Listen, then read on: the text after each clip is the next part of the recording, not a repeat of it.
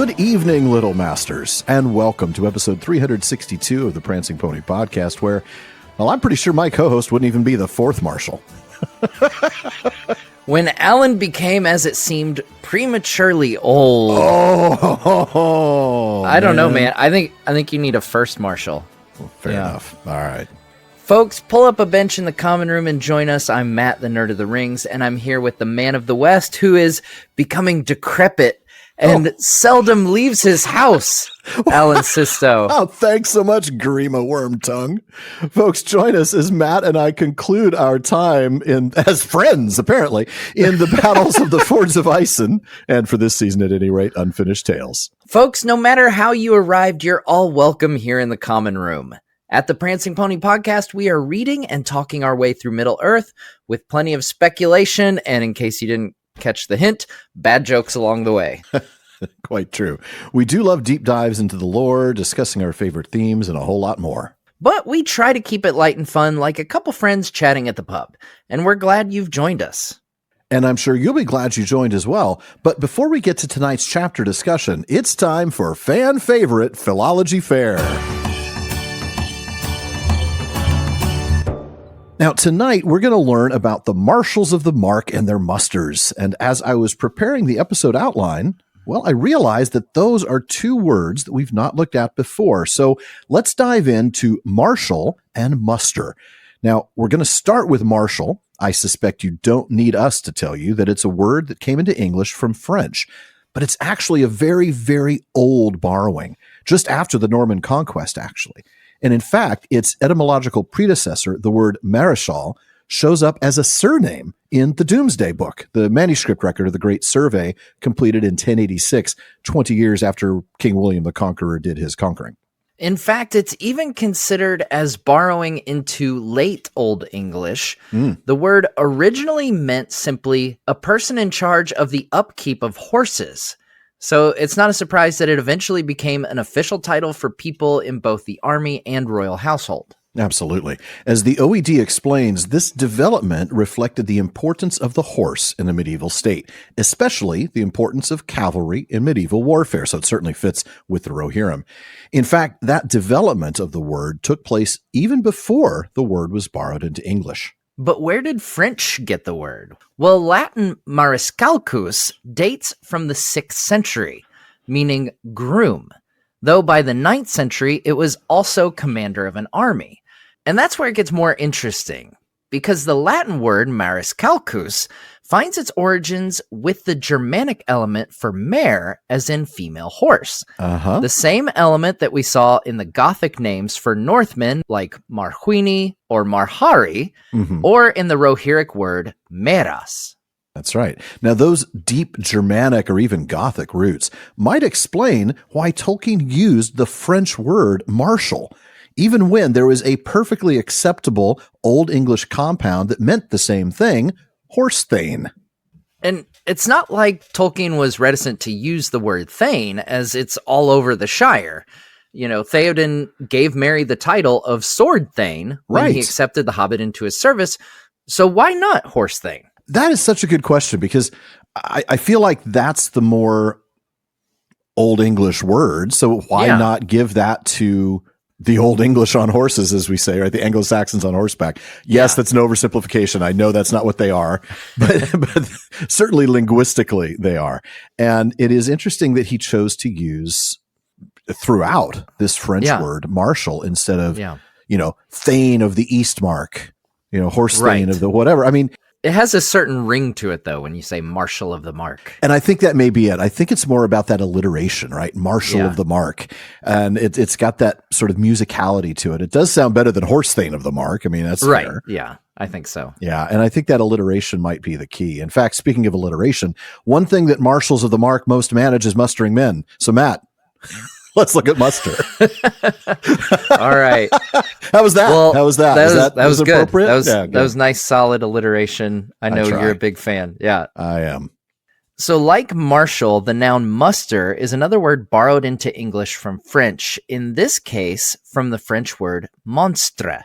Mm-hmm. But unlike marshal, which was borrowed into English so long ago that it was still Old English, muster was brought much later. It was a much later borrowing, showing up in the Anglo-Norman as display, show, manifestation, as in manifestation of power, and inspection of an army in the 14th century.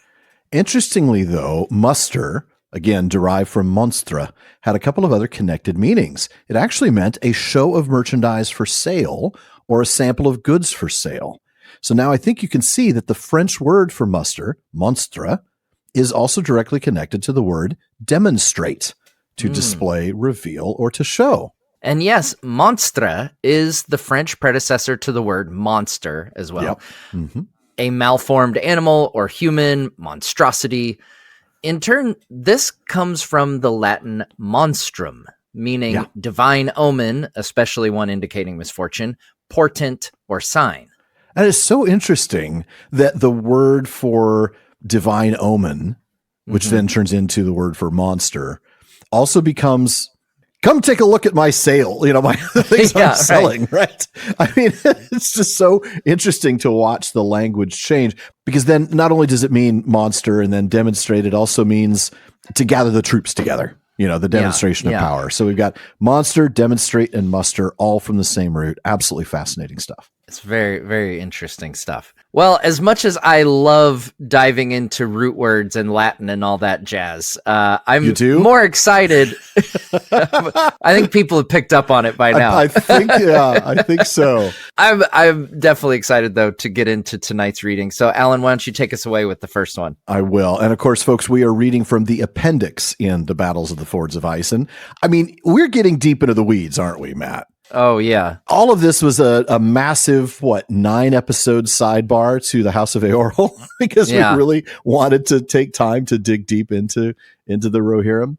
So here we are in the appendix to a story in Unfinished Tales. It's great. It's kind of like being in the appendix of the appendix almost. It really is, in a way.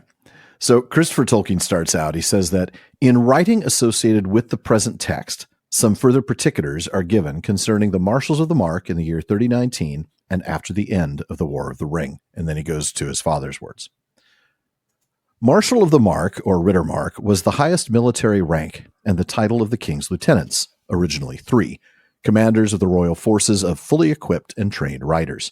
The first marshal's ward was the capital, Edoras, and the adjacent king's lands, including Harrowdale. He commanded the riders of the muster of Edoras, drawn from this ward, and from some parts of the Westmark and Eastmark, for which Edoras was the most convenient place of assembly. The second and third marshals were assigned commands according to the needs of the time. In the beginning of the year 3019, the threat from Saruman was the most urgent, and the second marshal, the king's son Théoden, had command over the Westmark, with his base at Helm's Deep. The third marshal, the king's nephew Éomer, had as his ward the Eastmark, with his base at his home Aldburg in the Fold. In the days of Théoden, there was no man appointed to the office of first marshal. He came to the throne as a young man at the age of 32, vigorous and of martial spirit and a great horseman. If war came, he would himself command the muster of Edoras. But his kingdom was at peace for many years, and he rode with his knights and his muster only on exercises and in displays. Though the shadow of Mordor reawakened, grew ever greater from his childhood to his old age. In this peace, the riders and other armed men of the garrison of Edoras were governed by an officer of the rank of Marshal. In the years 3012 to 3019, this was Elfhelm. When Théoden became, as it seemed, prematurely old, nice one, Matt, this situation continued, and there was no effective central command, a state of affairs encouraged by his counselor Grima. The king, becoming decrepit and seldom leaving his house, fell into the habit of issuing orders to Hama, captain of his household, to Elfhelm, and even to the marshals of the Mark, by the mouth of Grima Wormtongue. This was resented, but the orders were obeyed within Edoras. As far as fighting was concerned, when the war with Saruman began, Théoden, without orders, assumed general command. He summoned a muster of Edoras and drew away a large part of its riders under Elfhelm to strengthen the muster of Westfold and help it to resist the invasion. In times of war or unquiet, each marshal of the Mark had under his immediate orders as part of his household, that is, quartered under arms at his residence, an Éored ready for battle which he could use in an emergency at his own discretion. This was what Éomer had in fact done. But the charge against him, urged by Grima, was that the king had in this case forbidden him to take any of the still uncommitted forces of the Eastmark from Edoras, which was insufficiently defended. That he knew of the disaster at the Fords of Isen and the death of Théoden before he pursued the orcs into the remote wold. And that he had also, against general orders, allowed strangers to go free and had even lent them horses. And we'll take a look at those charges against him at the end of this discussion point. But Matt, let's start at the beginning, eh? Yeah, let's start at the beginning. So Christopher begins by pointing out that what we're about to read, identified by him as the first part of the appendix to the Battle of the Fords of Isen, were separate writings by the professor, but associated with the present text. Right.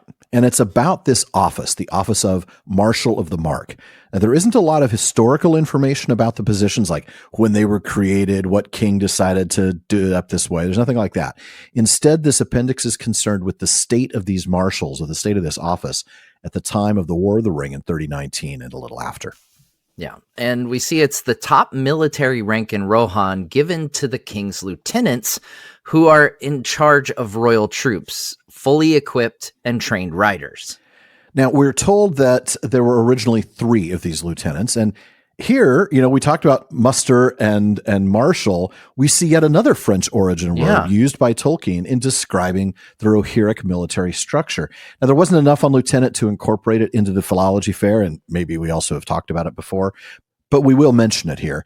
Lieutenant shows up in English in the late 14th century as one who takes the place of another, and it comes into English from Old French, lieutenant, 2 words, and that lieutenant means substitute deputy. It actually literally means placeholder. And the elements are lieu, like we see in phrases like in lieu of, or even the word milieu, right?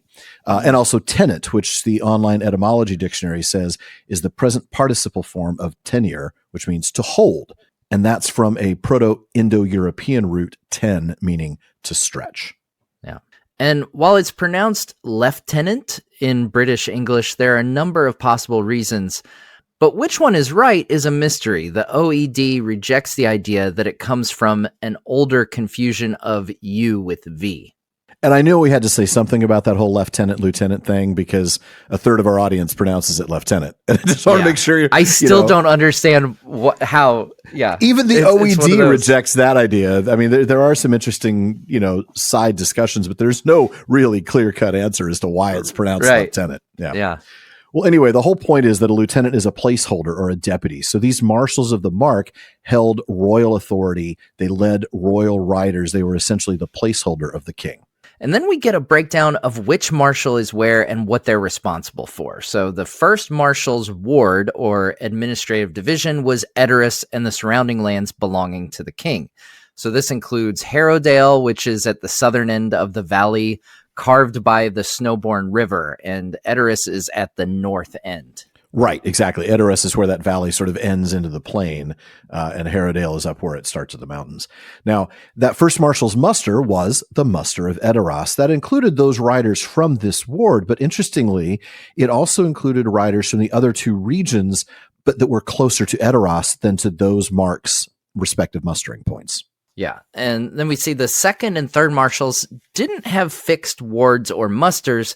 They were given particular commands based on the contemporary needs. Right. And we will get to who the first marshal is here in a bit. But first, the needs of the moment, right? The needs that they have at the time. In 3019, that means dealing with the threat of Saruman.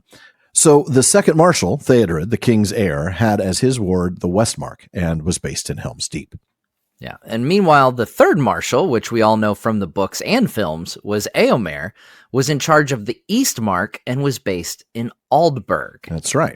Now, recall when he and the riders encountered Aragorn, Legolas, and Gimli, and the dwarf gave him a little lip. Éomer replied, a little bit. Well, he's Gimli. That's what he does, You start trash talking Galadriel, you kind of have it coming. Oh, we haven't even gotten to that point yet, right? This is just the beginning of that conflict. Before that. Yeah. Actually, no, I think you might be right. I think he had said something about, you coming from the Golden Wood, and that was like, Gimli's like, oh, wait a minute. I don't know. Who are you to say such stupid things? So, he gives Éomer some lip, and Éomer's response actually tells us about his position. He says, "The stranger should declare himself first, yet I am named Éomer, son of Éomund, and am called the third Marshal of Riddermark." Yeah, and he also tells Aragorn that the Eastmark is my charge, the ward of the third Marshal. Exactly. And the ward, of course, that's the administrative district.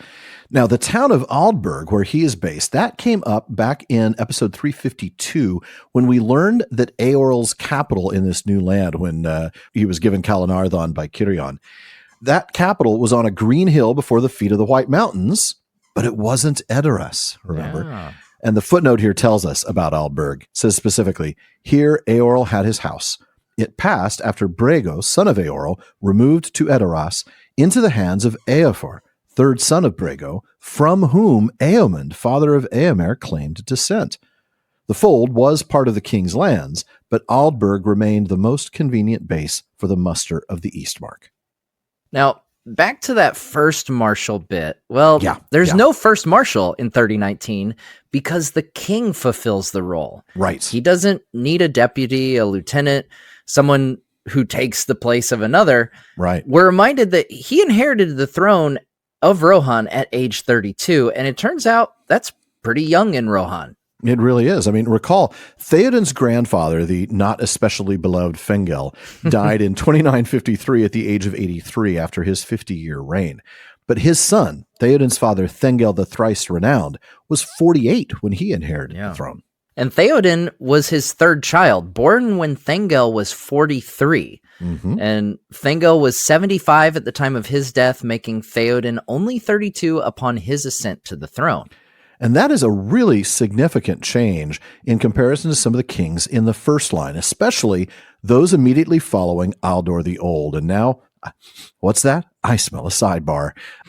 Aldor's son, Freya, was 75 when he became king, thanks to Aldor's ridiculous. I mean, can you imagine Freya's like, it's time for me to retire. Would you please retire so I can take the throne and retire? Well, speaking of our British friends, isn't that kind of what happened? Like, isn't their king now like super old? Yeah, I don't remember how old exactly King Charles was when he inherited the throne after his mother's passing. But yeah, Aldor's son was like, well, I guess I'll get the throne eventually. Maybe I might die before my dad does. But he didn't. He actually lived a pretty long life too, right? He was 75 when he took the throne. He ruled for 14 years. So he was 89 when he passed away. Yeah. And so he passed his throne to his son, Freya, who was also not a spring chicken. He was 65 at the time he became king. And Freya ruled for 21 years until he was 86, passing the throne to his son, Goldwina, when he was 61. My goodness. So we have a 75-year-old inheriting the throne, a 65-year-old, and a 61. They're creeping younger. Like they're getting... Very slowly, but yeah. Slowly getting younger. And what's interesting is, you talk about them creeping down in age. They do. In fact, Théoden, it turns out, was the third youngest to become king, and really the second youngest to inherit the throne, because the youngest was Eorl. He was only 16 when he became the Lord of the Éotheod, and he became the King of the Mark at age 25. Obviously, nobody had been King of the Mark prior to that. Right. Now, his son, Brego, was close. He was 33 when he only became a year king. Older than Théoden. That's right. Yeah. But it's his son, Aldor, who was the only other one younger than Théoden, and he was 26 when he inherited the throne after his father, Brego, died of grief. So Aldor the Old basically is the reset button here. Yes. I mean, he's young. He's the youngest one to inherit the throne, even younger than Théoden would be. But because he lives for so long. Yeah. I mean, my goodness, he's just, 101, I think it was, if I remember correctly. Yeah, I think that sounds right. Very old for sure. So yeah, he resets that. But if we go back then to the later part of the first line, I know we just jumped all the way back to the first three, Eorl, Brego, and Aldor. And we already talked about Aldor's immediate descendants. But if we go back to the later part of that first line, after Goldwina, you talked about them creeping down in age, right? Freya was 75, Freya 65, Goldwina 61, Daor was 55, Graham was 50, and Helm was also 50. Now, in the second line, because remember, Helm's death and his son's death, that ends Spoilers. The first line. Yeah. Spoiler alert. So the second line, we get Freyalof. He's 33, but he didn't become king after his father. He Right. was the start of a new line. Yeah, he didn't really inherit the throne per se, but he was still older than Théoden was by 1 year. Yeah. Yes. Now, Britta was 46, Walda 62, Folka 47, Folkwina close at 34, and Fengel also close at 33. Okay, so we had 3 of them that inherited the throne at 33. The second king, Brego, and then Théoden's grandfather, Fengel, at 33, and Freylof, who took the throne as the first of the second line. But 32 for Théoden was the youngest since Aldor, and that was nearly 500 years before. So, sidebar over, he's a relatively young king. He was, not surprisingly, vigorous and of martial spirit, and a great horseman. So, he had no need for a marshal. Yeah, so he himself, this is a very long-winded way of us getting to the point that That's himself commanded the muster of Edoras. Right. Why have a first marshal if I'm doing it myself? Right. Right, yeah. He's perfectly capable. But since Rohan was experiencing peace during the first part of his reign, there wasn't really much to do with the muster, just some exercises, maybe some parades or something. Yeah, exactly. But Théoden is busy being king, right? So the troops of his garrison are led by somebody with the rank of Marshal. And I want to point this out because this is different from the position of Marshal of the Mark, which is with a capital M. This is just a rank. Yeah. So there might be a number of these marshals with a lowercase m, but only ever 3 marshals with a capital M. And right now there's only 2 of those. Yes, that's right. Yeah, Éomer and Théodred. Now, at the time this story is happening, the man with the rank of Marshal, but not the title of Marshal of the Mark, this is the guy who's the Marshal of the King's Riders, the officer in charge, based at the Edoras garrison. That's Elfhelm, who, of course, we've spent the last few episodes talking about.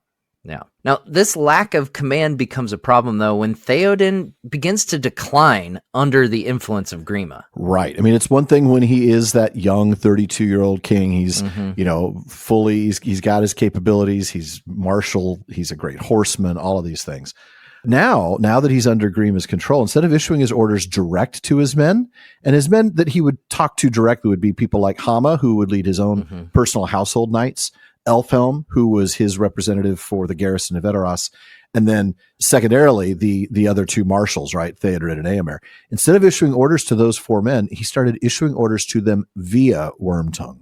Yeah, I don't like that. People still obeyed, at least in the capital, but they weren't crazy about this new arrangement. Who would be? Right? Yeah. That guy's a creep. Yeah.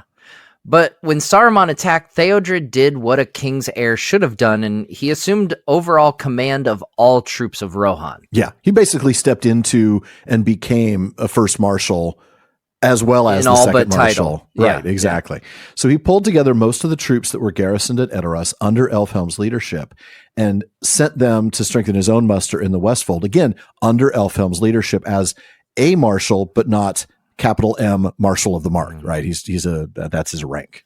By the way, this explains why after Théodred's death, when Erkenbrand assumed command of the Westmark in Théodred's place, he did not assume command over Elfhelm and the muster of Edoras. Right. He was stepping in to replace Théodred only in the role as second marshal to lead the troops in the West. Elfhelm, who'd essentially been a substitute for first marshal, would have led those troops from Edoras. Correct. Then we move to a bit that talks about something that was universal to this position of Marshal of the Mark, regardless of whether we're talking about the first, second, or third marshal. Whenever there were tensions or open war, of course, each of these 3 marshals would have a household Éred. That's 120 fully armed riders at his residence. So I think it's something that we don't think about often, because these days in modern military, our leaders are simply the more experienced, more skilled, whatever. It's a meritocracy. You get to the rank of general because you've spent a long time and you've shown your superior knowledge and skills. One did not rise to the level of Marshal of the Mark if you were not rich, because you have to have the space and food needed to provide for 120 men and their horses. Good point. Yeah. So, but it's very much like that in medieval times. The higher ranked officers were, big landowners, and their people underneath them were the ones that they commanded. So, yeah. Now, them being household troops, one can imagine these are extraordinarily loyal and most likely the very best and highest skilled troops. Yeah, I'm pretty sure they're pulling the very best for their household Aerid. Oh, for sure. Yeah. This is the Navy SEALs of the Rohirrim here. I like that, yeah. Then the text points us to the use of one of these household Aorids. Éomer's troops that had attacked the Uruks at the edge of Fangorn Forest and then encountered the three hunters in the fields of Rohan. Éomer says as much. He says, I led forth my Aorid, men of my own household. That's important. Men of my own household. So he's talking about his household Aorid. By the way, I would say, yes, Navy SEALs is not an inappropriate comparison, but come on, this is an army. So these are the Army Rangers. These are. There we go. Okay. Yeah. Now, Grima is still going to find a way to twist what Éomer did, charging him with several things, right? First, that Théoden had forbidden anyone from taking uncommitted Eastmark forces from where they were staying in Edoras. Recall what we talked about earlier, that the first Marshal commanded the muster of Edoras, and while that was pulled primarily from Edoras, Harrowdale, and the surrounding lands, there were other riders in that muster, specifically those from parts of the Westmark and Eastmark, for which Edoras was the most convenient place of assembly. And I don't know, we don't really know for sure who he pulled, what troops he pulled. So I can't speak to whether he's guilty of this particular charge that Grima has laid. There's not any evidence one way or the other. But I do want to take a close look at the second charge, and that was that Éomer knew about the first battle at the Fords of Isen and the death of Théodred before he chased the orcs into the wold. Let's take a look at the timeline. The first battle and Théodred's death took place on February 25th. Right. Now, Tolkien's chronology tells us that the day before, February 24th, scouts report at Edoras that orcs are on West Bank, the Emyn Muil. Éomer, against orders, calls his Aorid and prepares to ride.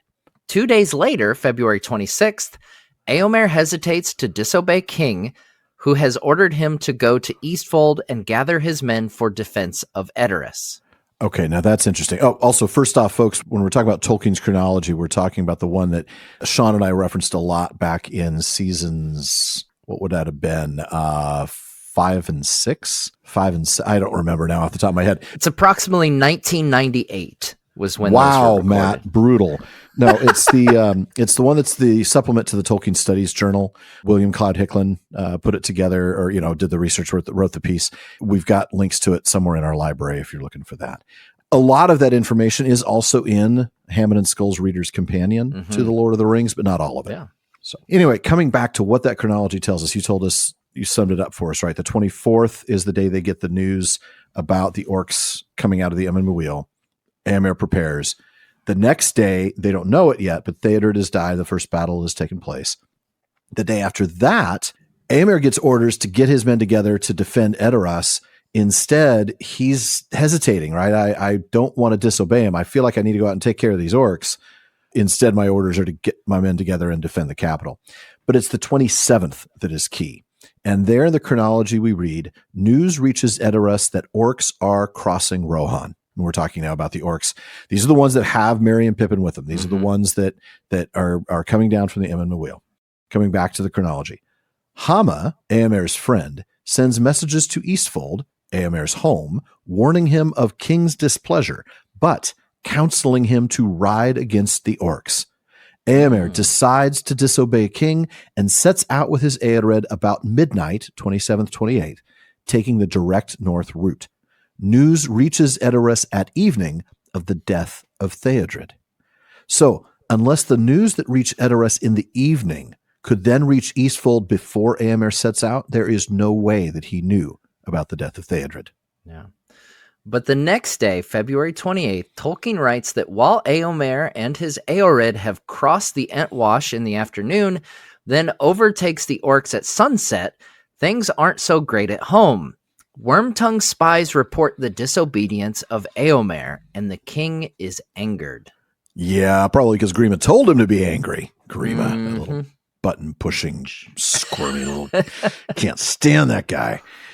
So again, unlikely that Éomer knew, but I want to speculate. I mean, we talked about how close Éomer and Théodred would have been, how much Éomer looked up to him. What if that news had come in time? What if, just before he's about to set out with the orcs, or set out with his Aorid to attack the orcs, he hears news from Edoras that this first battle has taken place, that Théodred has died. What Yeah. does Éomer decide to do then? That's a great question. I don't know if he, like, does he still go out because then all of a sudden it's like his role is even more important. Yeah, it is. Yeah. The defense of Edoras becomes far more important because now there's a threatening force coming from the west. Right. Because the news of the first battle isn't going to say, by the way, the first battle is over and it seems to be all calm now. Right. You know? Yeah. I mean, yeah, they retreated, but clearly there's an attack coming. Yeah. Like, I wonder if that wins out, you know?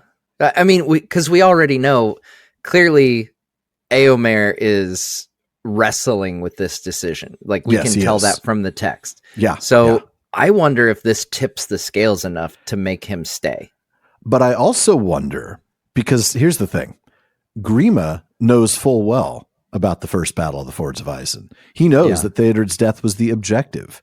Right. Does he then actually reverse course and try to encourage the king to order Éomer to go after those other orcs? In hopes that he'll get taken out? No, well, maybe, but I'm thinking more in the hopes of thinning the defense of Edoras. He knows that Saruman is coming, and the last thing he actually wants would be for another entire third of the Rohirric military to be available to defend Edoras. I don't know. Yeah, I don't know either. Yeah. I mean, I think Éomer is going to want to go and get vengeance and go protect the Fords and join with Elfhelm. I think his blood will run hot with vengeance. Yes, it will. It will. Which leads us to this question. What then happens to Merry and Pippin if Éomer doesn't, and his Eored don't basically wipe out the orcs? Yeah. Do they escape into Fangorn? Do they get taken to Isengard successfully? Yeah, I think they might end up in Isengard.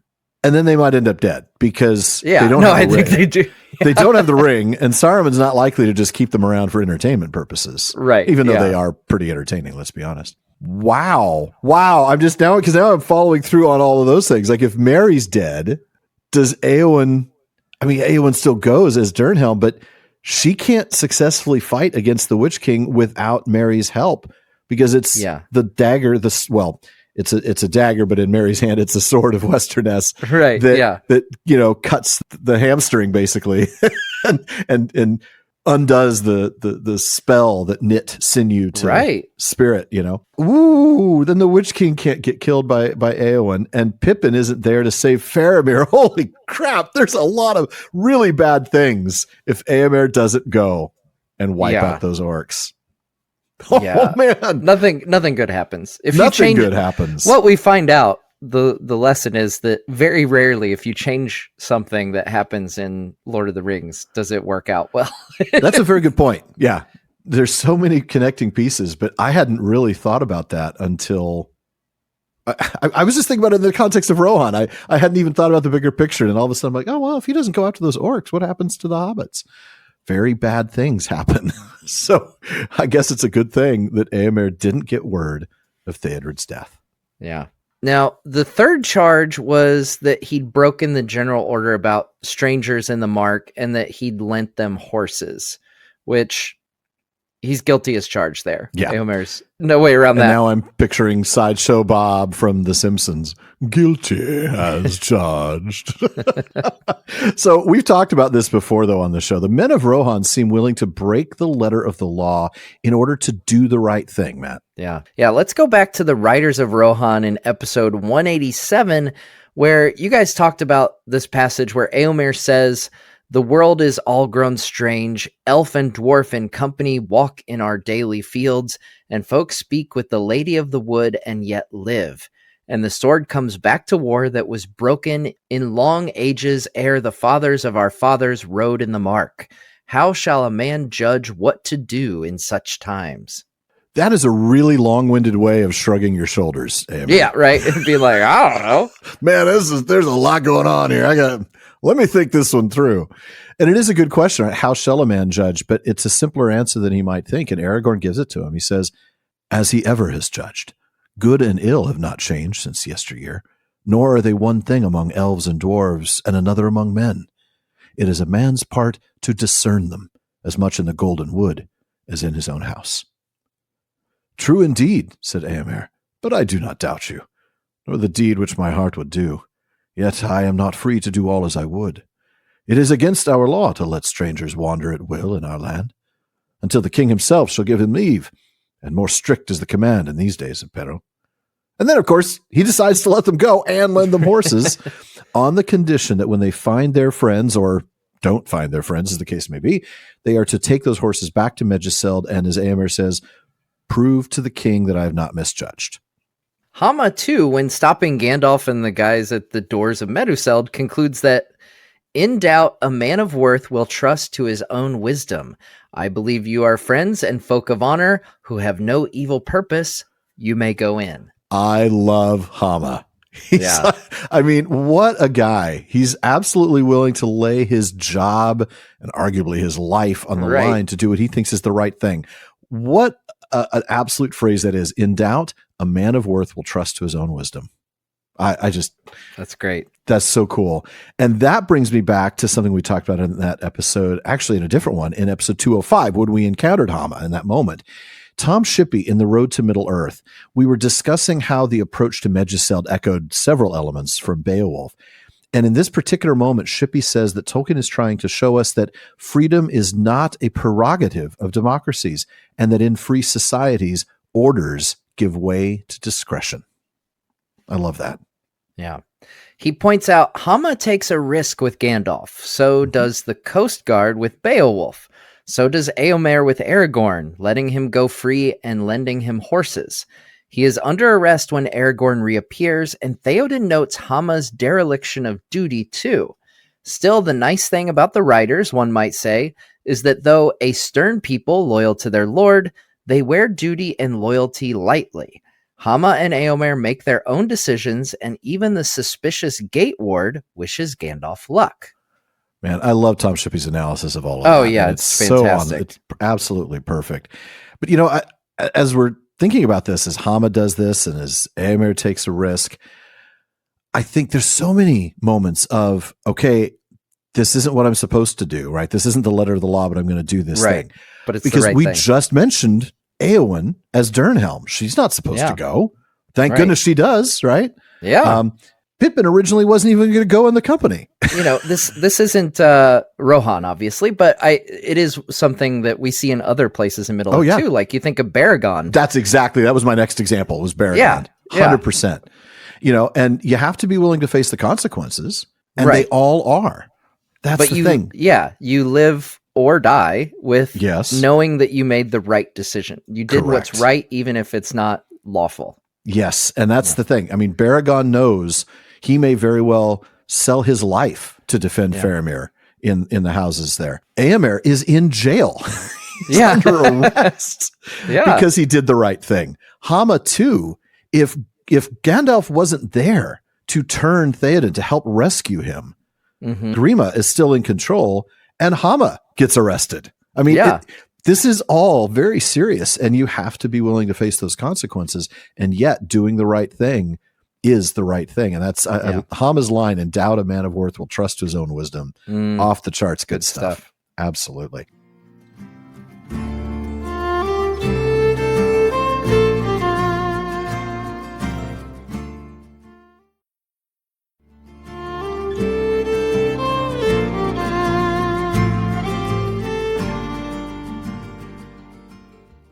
Now, soon we're going to get back to the constantly changing chain of command in Rohan, but before we do, we want to remind you there's a lot more talk going on at the Prancing Pony podcast than just us.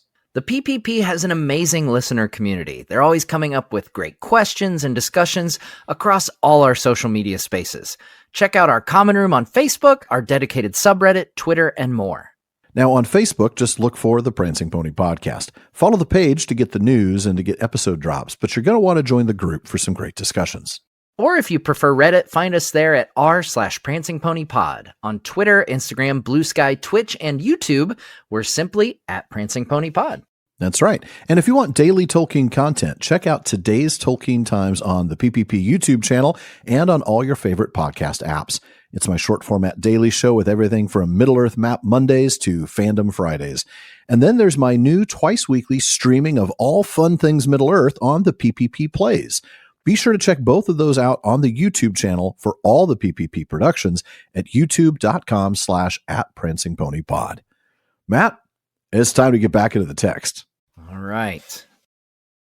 After the fall of Théoden, command in the Westmark, again without orders from Edoras, was assumed by Erkenbrand, lord of the Deeping Coombe and of much other land in the Westfold. He had in youth been, as most lords, an officer in the king's riders, but he was so no longer. He was, however, the chief lord in the Westmark.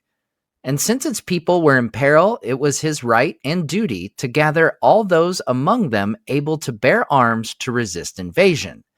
He thus took command also of the riders of the Western Muster, but Elfhelm remained in independent command of the riders of the Muster of Edoras that Théoden had summoned to his assistance. After the healing of Théoden by Gandalf, the situation changed. The king again took command in person. Éomer was reinstated and became virtually first Marshal, ready to take command if the king fell or his strength failed. But the title was not used, and in the presence of the king in arms, he could only advise and not issue orders. The part he actually played was thus much the same as that of Aragorn, a redoubtable champion among the companions of the king. When the full muster was made in Harrowdale, and the line of journey and order of battle considered, and as far as possible determined, Éomer remained in this position, riding with the king, as commander of the leading Éored, the king's company, and acting as his chief counselor. Elfhelm became a Marshal of the Mark, leading the first Éored of the muster of the Eastmark. Grimbold, not previously mentioned in the narrative, had the function but not the title of the third Marshal, and commanded the muster of the Westmark. Then we skip the bit we read last week about the eventual fates of Grimbold and Elfhelm. It is recorded that after Théoden's funeral, when Éomer reordered his realm, Erkenbrand was made Marshal of the Westmark and Elfhelm Marshal of the Eastmark. And these titles were maintained instead of second and third Marshal, neither having precedence over the other. In time of war, a special appointment was made to the office of Underking. Its holder either ruled the realm in the king's absence with the army, or took command in field if for any reason the king remained at home. In peace, the office was only filled when the king, because of sickness or old age, deputed his authority. The holder was then naturally the heir to the throne, if he was a man of sufficient age. But in war, the council was unwilling that an old king should send his heir to battle beyond the realm, unless he had at least one other son. All right. Well, after that rather lengthy sidebar on Éomer before, we return to the text and now to the time after Théoden's death, that is, the second Marshal of the Mark. And this is where the text reminds us that Erkenbrand stepped in to take command after his death.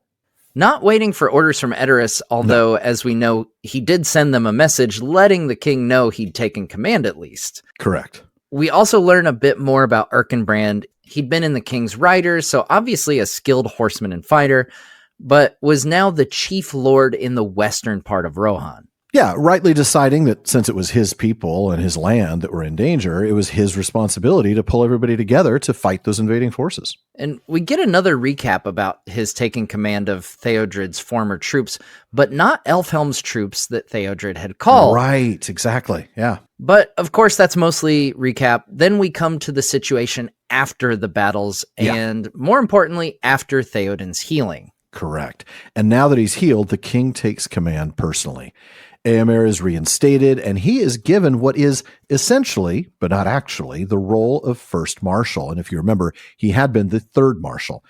Now, his responsibility in that role is to immediately take command if Théoden either dies or for some other reason couldn't lead. But since the king was in command, the title of first Marshal wasn't used. Again, no need if the king is leading. Right. So long as Théoden was king in arms, Éomer was limited to an advisory role and prohibited from issuing orders. And the text basically compares him to Aragorn in this role, right? He's a incredible champion among the king's companions. He's going to be an advisor, but he's not in a position to command or lead troops. But if we go back to the chapter Helm's Deep and the meeting with that weary man returning from the Fords, we read that he asks, is Éomer here? Suggesting he thinks Éomer would be in command. Right. Even as at the end of his report, he asks, where is Éomer? Tell him there is no hope ahead. He should return to Edoras before the wolves of Isengard come there. Exactly. It's only after Théoden reveals himself that Ceorl says, command me, Lord, and pardon me. I thought, clearly indicating that he believed Éomer to be in command in Théoden's stead as the third Marshal. Because, think about it, the second Marshal is dead and there's no first Marshal. Right. Naturally, you would assume. Éomer's the guy. Yeah. Éomer's the guy, yeah. We then fast forward to after their victory at Helm's Deep to the muster of all the Rohirrim at Harrowdale as Théoden prepared to lead his entire people to the rescue of Gondor at the Pelennor. Éomer's role now is still about the same. He stays in this unofficial first Marshal role, ready to step in for the king, but only if he was dead or incapacitated. Right. But he is now leading some troops. He's commanding the lead Éored, the king's company, frankly, the most elite of all the riders in Rohan. And he's also in the role of chief counselor to the king. In the meantime, Elfhelm has been promoted. He's no longer just a marshal with a little m. He's now a Marshal of the Mark with a capital M. That's right. It doesn't come with any raise or any extra benefits, but you do have extra responsibilities. Congratulations. It's not even a different title. It's just capitalized. And no, you don't get any more PTO either. No. Yeah. Now, which Marshal position he gets is not identified, but given Éomer's role as the unofficial first Marshal and the details we're going to see coming up on Grimbold, it would seem that Elfhelm is the second Marshal, and he's leading the first Éored of his muster, and that's the muster of the Eastmark. In Grimbold, interestingly, he's not promoted to the rank of Marshal of the Mark, but he's given the duties of that role, commanding the muster of the Westmark, many of whom undoubtedly served under his leadership at the battles of the Fords of Isen. That's right. Now, the footnote does give us a few more details on Grimbold. He was a lesser Marshal, lowercase m there, so he's another one of these people who has the rank of Marshal, but not the position of Marshal of the Mark. He was a lesser Marshal of the Riders of Westmark in Theodred's command, and was given this position as a man of valor in both the battles at the Fords. But why not the rank, right? Why is they're coming up against the salary cap? There you go. They can only have 3.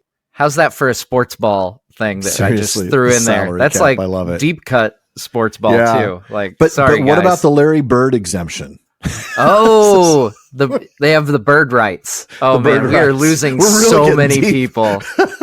We better come right back on track. That's Now, the reason that he doesn't get the position of Marshal of the Mark, even though he's the rank of Marshal, is because Erkenbrand was an older man, and the king felt that don't say it, Matt. Every time I say older man, I can hear the joke coming in your brain from 2,000 miles away. I'm in your head rent free now. I don't even have to say the jokes. You just I'm think sending you the invoice, though. Erkenbrand was an older man, and the king felt the need of one of dignity and authority to leave behind in command of such forces as could be spared for the defense of Rohan. And remember, Erkenbrand was the one who took over after Theodred's death. Arguably, Erkenbrand is the one who has that seniority and would be the Marshal of the Mark in that case. And so therefore, Grimbold's going to be right underneath him, but he's not going to get Marshal of the Mark. Now, we skipped the rest of this paragraph because we went over it last week as an epilogue about what happened to Grimbold and Elfhelm. Right. But to recap, Grimbold died on the Pelennor, while Elfhelm became King Éomer's lieutenant. Or lieutenant. Thank you. Yeah. He was left in command of those riders that remained when Éomer went with Aragorn to the Morannon. And then, of course, Elfhelm ended up defeating the orc army that had come across into Anorion. But after it was all over and Éomer came back to Edoras as King of the Mark, he changed the leadership structure a bit, making it a flatter structure. Yeah, very modern CEO sort of approach here, right? Let's just flatten this org chart. I can see him now, getting together. Let's do a TED Talk on this. Yeah. Erkenbrand and Elfhelm become marshals of the West and East marks, respectively. They're no longer second and third marshals, and that's because there's no more of this authority or precedent that either would have over the other. So it literally is a flatter command structure. I mean, in this case, they are seen as equals. There's no more first marshal role either. Instead, there is now an office called Underking, but it's only used in time of war. And while you'd be forgiven for comparing it to the role of a steward of Gondor, it's a bit more than that. Yes, they'd rule Rohan while the king is off at war, but he'd also take command of the army if the king stayed home. Which I don't know is something that, I mean, I know some of the stewards did, but I don't think that was necessarily a universal trait for the stewards. Anyway, if the position of Underking was ever filled during peacetime, it was only when the king was sick or aged, and the Underking in those situations was always the heir, so long as he was old enough. And then we get a final note here that interestingly echoes what we talked about back when Andaher and his sons Ardamir and Faramir were killed in battle with the Rain Riders all the way back at the beginning of our run together, Matt. Wow. Yeah, and in Rohan, too, the custom was that an older king shouldn't send their heir to war outside the borders of Rohan unless there was at least one more son, and it's that whole heir and a spare thing. Yeah. And I love this because this is just forward thinking. You know, it's just we've got to protect the kingdom. Yeah. And at whatever price that is, that means there has to be an heir so that we don't have these problems or questions of succession. And, you know, that's why it was a problem when Faramir, the younger of the two sons of Andaher, you know, decided to get in disguise and go head off to war. Because then when his father and brother get killed and then he gets killed, well, now what? Right. Yeah. And it's the same thing. Rohan doesn't want this problem. It does. And Rohan. It's like, we don't want the drama. We don't want the drama. That's what it's all about. We're a drama-free land here in Rohan. Yeah. Well, we've talked a lot about the Rohirrim, and from time to time, we mention their neighbors, but we're going to dive deeper into some of the neighbors of the Rohirrim here. Alan, why don't you take us away with the next reading? All right. In ancient days, the southern and eastern bounds of the North Kingdom had been the Grey Flood. The western bounds of the South Kingdom was the Isen. To the land between, the Enedwaith, or Middle Region, few Númenóreans had ever come, and none had settled there. In the days of the kings, it was part of the realm of Gondor, but it was of little concern to them, except for the patrolling and upkeep of the Great Royal Road. This went all the way from Osgiliath and Minas Tirith to Fornost in the far north, crossed the Fords of Isen and passed through Enedwaith, keeping to the higher land in the center and northeast, until it had to descend to the westlands about the lower Grey Flood, which it crossed on a raised causeway leading to a great bridge at Tharbad. In those days, the region was little peopled. In the marshlands of the mouths of Grey Flood and Isen lived a few tribes of wild men, fishers and fowlers, but akin in race and speech to the Druidine of the woods of Anorion. In the foothills of the western side of the Misty Mountains lived the remnants of the people that the Rohirrim later called the Dunlendings, a sullen folk akin to the ancient inhabitants of the White Mountain valleys whom Isildur cursed. They had little love of Gondor, but though hardy and bold enough, were too few and too much in awe of the might of the kings to trouble them, or to turn their eyes away from the east, whence all their chief perils came. The Dunlendings suffered, like all the peoples of Arnor and Gondor, in the great plague of the years 1636 to 1637 of the Third Age, but less than most, since they dwelt apart and had few dealings with other men.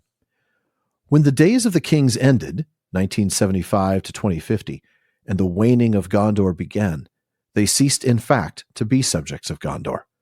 The royal road was unkept in Enedwaith, and the bridge of Tharbad, becoming ruinous, was replaced only by a dangerous ford. The bounds of Gondor were the Isen and the Gap of Calanarthon, as it was then called.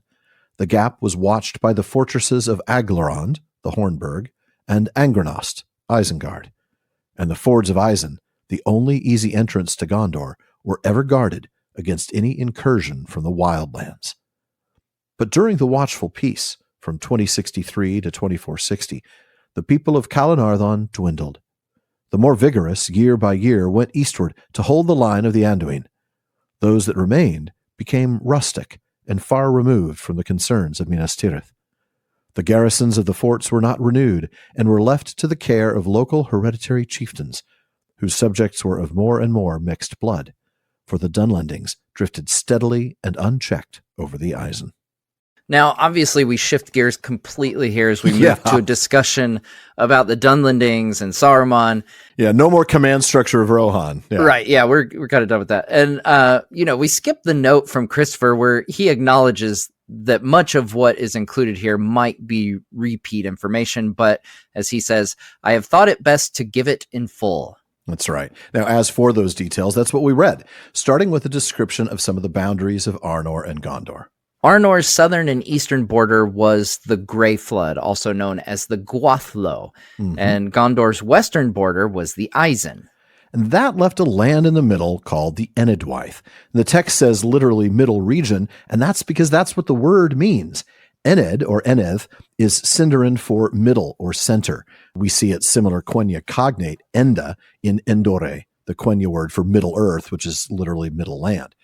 The second element of Enedwaith is a lenited form of Gwaith, meaning people, though it's often used of their land as well. I'm thinking of a place like Forodwaith, which is both the place and the people of the north. And being the land in the middle, well, the Númenóreans just didn't go there very often, and no settlements had been built there. We get an interesting statement that in the days of the kings, it was part of the realm of Gondor, but Christopher acknowledges that this might not be correct. The statement that Enedwaith was in the days of the kings part of the realm of Gondor seems to conflict with that immediately preceding, that the western bounds of the South Kingdom was the Isen. Elsewhere, it is said that Enedwaith belonged to neither kingdom. Now, whether it was part of the kingdom or not, they didn't really care about it. That's kind of the point. Except for the maintenance and safety of the Great Road, and that's the road that went from Osgiliath all the way up to Fornost. Now, from the Fords of Isen, the road passed through this region of Enedwaith, and while the road stayed at higher elevation for the most part, it did have to drop down to cross the Grey Flood at Tharbad. In those days of the kings, there weren't a lot of people living here in Enedwaith. Not just no Gondorians, but not much of anybody. No. Although in the places where the Grey Flood and Isen reached the sea, there was what the text says, a few tribes of wild men. And they're described by what they do. They're fishers and fowlers. Those are bird hunters, in case you're not familiar. Now, we're also told that they look and sound a lot like the Druidine that we encountered during the Ride of the Rohirrim chapter. There was a mention of some people in this area in the history of Galadriel and Celeborn, in the appendix that talks about the port of Lond Dire, which was a Númenórean harbor built at the mouth of the Grey Flood. There we learn that in Enedwaith, the remnants of the Dunlendings lived in the east, in the foothills of the Misty Mountains, and a fairly numerous but barbarous fisher folk dwelt between the mouths of the Gwathlo and the Angren, which is the Isen. Now, Christopher acknowledges that no mention is made there of any connection between these people and the Druidine, though the latter are said to have dwelt and to have survived there into the Third Age in the promontory of Andrast, south of the mouths of Isen. So, yeah, it is conceivable that it's them. Then we're told about the remnants of the Dunlendings. They are described as a sullen folk. Sullen, of course, is just bad-tempered and sulky, gloomy. I mean, life of the party, these folks. I want to hang out. Yeah, totally. And it turns out they're kin to the people who lived in the Vales of the White Mountains that Isildur had to curse for their betrayal. Yeah, count me as not surprised. Yeah. We'll see that mentioned again in Appendix F. It says, the Dunlendings were a remnant of the peoples that had dwelt in the Vales of the White Mountains in ages past. The dead men of Dunharrow were their kin. But in the dark years, others had removed to the southern dales of the Misty Mountains. In other words, those who'd we'd come to know as the Dunlendings. But those ancestors also went further north than that, according to Appendix F, and thence some had passed into the empty lands as far north as the Barrow Downs. From them came the men of Bree. Yeah. Fortunately, they didn't say, they didn't stay sullen and bad-tempered. The men of Bree did not stay. Clearly Barlaman is not sullen or bad-tempered. No. Good old Barlaman. But long before these, that being the men of Bree, had become subjects of the North Kingdom of Arnor and had taken up the Westron language. Only in Dunland did men of this race hold to their old speech and manners, a secret folk unfriendly to the Dunedain, hating the Rohirrim. Just, holding a grudge for generations, I guess. Yeah. It's just an easier thing to do. It's what people do. Yeah. Not only did they... Real Hatfields and McCoys type stuff. Seriously. No, they just hate everybody, because not only did they hate the Rohirrim when the time came, they hated Gondor too.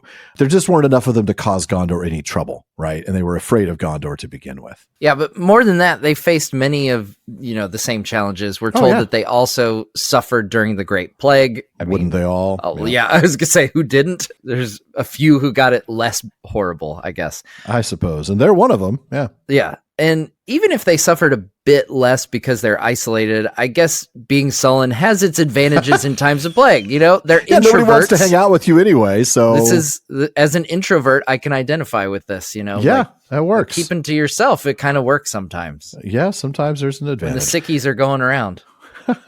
So they eventually stopped even being subjects of Gondor after the days of the kings ended. Remember, Gondor had to shrink their borders a lot, so this makes sense. But that meant the road falling into disrepair, especially and importantly, the bridge at Tharbad, so that anybody traveling on the road would then have to cross the river at what the text describes as a dangerous ford. Yeah. Which I think of as a 1973 Pinto. I was just going to say, you're going to say a car thing right now. I knew dangerous Ford. Ba-doom-doom. All right. Then we get a reminder of the importance of the fords themselves. The gap, then called the Gap of Calenarthon, not the Gap of Rohan as we know it, was guarded by the Hornburg and Isengard, but the fords would be an easy entrance into Gondor. That's right. So that's when we're told that Gondor guarded it against incursion from the Wildlands, which is Enedwaith. Right. Now, unfortunately, their watch on that region faded during the Watchful Peace as the people in that region shrank. The bold among them went east to defend the Anduin against invasion, while the ones that remained, the, shall we say, less bold, they didn't much concern themselves with Gondor, and it seems that Gondor didn't much concern themselves with them either. Yeah, the garrisons disbanded and the forts were left to local hereditary chieftains. And this is a problem because the Dunlendings keep drifting into this region and intermarry, providing subjects that are of mixed blood, and we should add mixed loyalty. That's right. And we stopped reading here because the next bit really is a recap of what we learned during our 6-episode sidebar on Cirion and Eorl. Right, how the Eotheod came to save the day, destroy the invaders, were given the land of Calenarthon, which they quickly began to settle. But we did also learn here that under 2 of the earlier kings of Rohan, and these were the 2 immediately following Eorl, so that's what Brego and Aldor, the Dunlendings were rooted out again and driven away beyond the Isen, and the Fords of Isen were guarded. Thus the Rohirrim earned the hatred of the Dunlendings. So they already had problems long before Freka was killed by Helm, just to be clear. Yes, they did. This hatred meant that anytime Rohan was in trouble, the Dunlendings would attack. That's right. They're not strong enough to attack them when they're not in trouble, right? But they're definitely going to kick them while they're down. They're just going to make bad situations worse.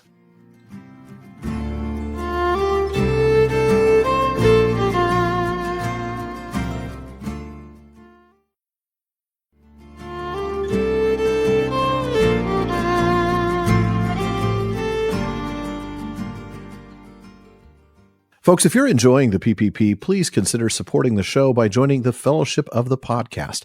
It's what gives me the time and resources to work on making this show the best it can be. When you join, you become part of an amazing Discord community that includes live episode recordings and hangouts every month. You also get episode postscripts, ad-free episodes, free merch, and more. You'll also become part of our Questions After Nightfall episodes, or even join us as a guest in the North Wing. So please go to patreon.com/prancingponypod to show your support and join the Fellowship of the Podcast. And you can always help us out by giving us a rating and review on Apple Podcasts and a rating on Spotify, and please recommend us to your friends. Matt, can we go on with the text and see what's next? Yes. No alliance of peoples was ever more faithfully kept on both sides than the alliance of Gondor and Rohan under the oath of Cirion and Eorl. Nor were any guardians of the wide grassy plains of Rohan more suited to their land than the riders of the Mark. Nonetheless, there was a grave weakness in their situation, as was most clearly shown in the days of the War of the Ring, when it came near to causing the ruin of Rohan and of Gondor. This was due to many things. Above all, the eyes of Gondor had ever been eastward, whence all their perils came. The enmity of the wild Dunlendings seemed of small account to the stewards. Another point was that the stewards retained under their own rule the Tower of Orthanc and the Ring of Isengard, also known as Angrenost. The keys of Orthanc were taken to Minas Tirith, the tower was shut, and the Ring of Isengard remained manned only by an hereditary Gondorian chieftain and his small people, to whom were joined the old hereditary guards of Aglarond. The fortress there was repaired with the aid of masons of Gondor and then committed to the Rohirrim. From it the guards of the fords were supplied. For the most part, their settled dwellings were about the feet of the White Mountains and in the glens and valleys of the south. To the northern bounds of the Westfold they went seldom and only at need, regarding the eaves of Fangorn, the Entwood, and the frowning walls of Isengard with dread. They meddled little with the Lord of Isengard and his secret folk, whom they believed to be dealers in dark magic. And to Isengard the emissaries from Minas Tirith came ever more seldom, until they ceased. It seemed that amidst their cares the stewards had forgotten the tower, though they held the keys. Yet the western frontier and the line of the Isen was naturally commanded by Isengard, and this had evidently been well understood by the kings of Gondor. The Isen flowed down from its sources along the eastern wall of the ring, and as it went on southwards, it was still a young river that offered no great obstacle to invaders, though its waters were still very swift and strangely cold. But the great gate of Angrenost was opened west of Isen, and if the fortress were well manned, enemies from the Westlands must be in great strength if they thought to pass on into Westfold. Moreover, Angrenost was less than half the distance of Aglarond from the fords, to which a wide horse road ran from the gates, for most of the way over level ground. The dread that haunted the great tower and fear of the glooms of Fangorn that lay behind might protect it for a while, but if it were unmanned and neglected, as it was in the latter days of the stewards, that protection would not long avail. So it proved. So it proved indeed. Now we begin with a reminder of something that we saw time and time again in our 6-week sidebar on Cirion and Eorl and in The Lord of the Rings. The fact that the alliance between Gondor and Rohan was faithfully kept. And I love this little extra statement that we get that the riders of the Mark were perfectly suited to be the protectors of this region. And once again, I just got to give a nod to my man Cirion here, who undoubtedly saw this. Not only was it like, oh, this land up here, they're a little bit too overcrowded. Our place is empty. It's more like they would be perfect in this spot. Like this is a place where they would thrive. And indeed they did. But despite it being a faithful alliance and despite the riders being those perfect defenders of the land, there was a flaw, as we see. That's right. It was only 2 meters wide. It's a small thermal exhaust port right below the main port. Oh, wait, that's the wrong flaw. That's the wrong flaw. Sorry. Now, do we have to tell people that that's Star Wars? I hope we don't have to tell people that's the original Star Wars. Yeah. Like, come on. Okay. I mean, that's yeah. Many Bothans died to bring you this information. Now, this flaw nearly became a breaking point during the War of the Ring when it nearly led to the destruction of Rohan, which in turn would have resulted in the fall of Gondor. 100%, yeah. Now, this grave weakness came from a multitude of circumstances. First, Gondor was, understandably to some extent, primarily focused towards the east, where the vast majority of their trouble was coming from. I mean, not just Mordor in the late Third Age, but throughout, as they faced Wain Riders and Corsairs and Haradrim and Easterlings and the Balchath. I mean, this was just, a mess. Yeah. So as a result, they just really didn't take the Dunlendings into account. They were a tiny threat. Yeah. One that Rohan was supposed to take care of. Pretty much. That's why they're there. You're there to solve these smaller problems that we don't need to deal with. Yeah. Yeah. Now, second, the governance and operation of Isengard. The tower and the lands within the Ring of Isengard belonged to the stewards who held the key to the tower, but that left the tower unmanned. Yeah. The door's locked and you're not on the inside. And the key is 1,000 miles away. Right. Yeah. Yeah. Yeah. And Isengard itself held by a hereditary chieftain, again, in part because their attention was elsewhere. Mm-hmm. And that Gondorian chieftain and his people were joined to the hereditary guards of Aglarond, which is the Hornburg. Right. Now, that fortress, located in the valley that we now know of as Helm's Deep, was repaired by Gondor and then given to Rohan. It was called the Soothburg, and then, after Helm, the Hornburg. Helm's Deep, by the way, folks, that's the name of the valley, not the fortress. Extra pedantry points for you if you remember that. I know we talk about the Helm's Deep, and you think about that gorgeous structure. That's the Hornburg. Helm's Deep is the valley. But yeah, it used to be just called the Soothburg, the South Fortress. So it was that fortress and settlement of Rohan that provided the guards for the Fords of Isen. Yeah. Even Rohan didn't really settle near Isengard. We read that mostly they settled in the mountain vales to the south. And in fact, not only did they not settle in the northern part of the Westfold, they didn't even like going there. There was it wasn't even a vacation hotspot. Right. Yeah. No, no interest. There was a dread of the eaves of Fangorn Forest. You know, naturally we see that much later in Éomer. Like Éomer's like, I don't that's a thing. That. Yeah, it is. And even the walls of Isengard. Yeah. Kind of creepy, right? Yeah. Somewhat ironically, I love this. The text tells us the people of Rohan meddled little with the Lord of Isengard and his secret folk, whom they believed to be dealers in dark magic. This was long before Saruman. This was the hereditary chieftain related to Gondor. I mean, obviously they were not magical in any way, but a later resident would very much be. Yeah. Yes. And going back to Gondor's attention being elsewhere, we read that the stewards' emissaries came less and less often and finally stopped coming altogether. It's like the stewards had forgotten Orthanc existed. Like, have you checked between the couch cushions? I mean, it's just right here. Like, surely there's a map that you glance at once in a while and be like, oh, yeah. Oh, yeah, we have that tower over there. Yeah. With a palantir in it. Like, aren't you going over the books with your accountant and like, hey, we have this property. Right. You know, up north. We've got to pay taxes on it. There's probably some maintenance to be done. No, I mean, look, I get why they kept the tower in their own control, but part of me wonders, what if when Cirion had given Calanarthon to Rohan, what if they said, Isengard is also yours? Yeah. And here are the keys to Orthanc, and you need to maintain this place. Yeah. I mean, a lot of things change. Saruman, there's no reason for Saruman to come later, as we'll see. No. This is interesting. Yeah. Yeah. Boy, that's another interesting speculation we could really go down. Yeah. Lots of things could go from Lots of things. Yeah. Yeah. Now, still, the Isen was the natural boundary, and it was commanded by Isengard, which was in a really advantageous geographical position. Yes, it was. While the stewards of Gondor may have forgotten about this place by the time of Rohan, the kings of Gondor back in the day fully understood the advantage of this place. Oh, of course. I mean, because the river came down along the eastern wall of the ring of Isengard. That is, Isengard is to the west of the Isen. Mm-hmm. So even though the river at that point was still easy to cross because it was relatively new and so it wasn't, running at full speed, it wasn't a high-speed river flooding with tons and tons of water. It was still easy to cross. But any force trying to cross there would then have to deal with Isengard because the gate opened on the west side of the river.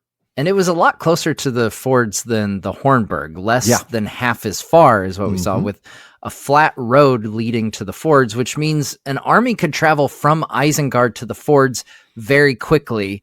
And this, as we and Rohan discovered over our previous two episodes, we read all about that. Much to their dismay, Really, though, being such an important and arguably even critical point of defense, it would also be a target.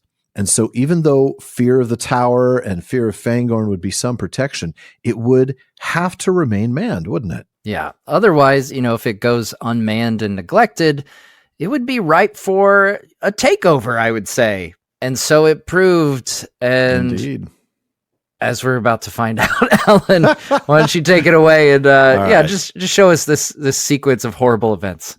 Yeah, will do. The line of the Gondorian chieftains of Angernost had failed, and the command of the fortress passed into the hands of a family of the people.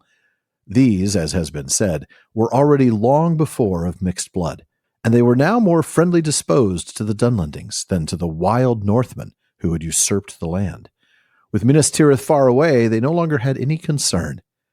After the death of King Aldor, who had driven out the last of the Dunlendings, and even raided their lands in Enedwaith by way of reprisal, the Dunlendings, unmarked by Rohan, but with the connivance of Isengard, began to filter into northern Westfold again, making settlements in the mountain glens west and east of Isengard, and even in the southern eaves of Fangorn. In the reign of Daor, they became openly hostile, raiding the herds and studs of the Rohirrim in Westfold.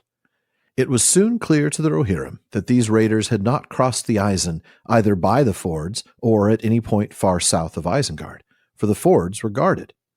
Daor therefore led an expedition northwards and was met by a host of Dunlendings. These he overcame, but he was dismayed to find that Isengard was also hostile. Thinking that he had relieved Isengard of a Dunlendish siege, he sent messengers to its gates with words of goodwill, but the gates were shut upon them, and the only answer they got was by bowshot. As was later known, the Dunlendings, having been admitted as friends, had seized the ring of Isengard, slaying the few survivors of its ancient guards who were not, as were most, willing to merge with the Dunlendish folk. Daor sent word at once to the steward in Minas Tirith, at that time, in the year 2710, Egelmoth. But he was unable to send help, and the Dunlendings remained in occupation of Isengard until, reduced by the great famine after the long winter of 2758-2759, they were starved out and capitulated to Frealaf, afterwards first king of the second line. But Daor had no power to storm or besiege Isengard, and for many years the Rohirrim had to keep a strong force of riders in the north of Westfold. This was maintained until the great invasions of 2758.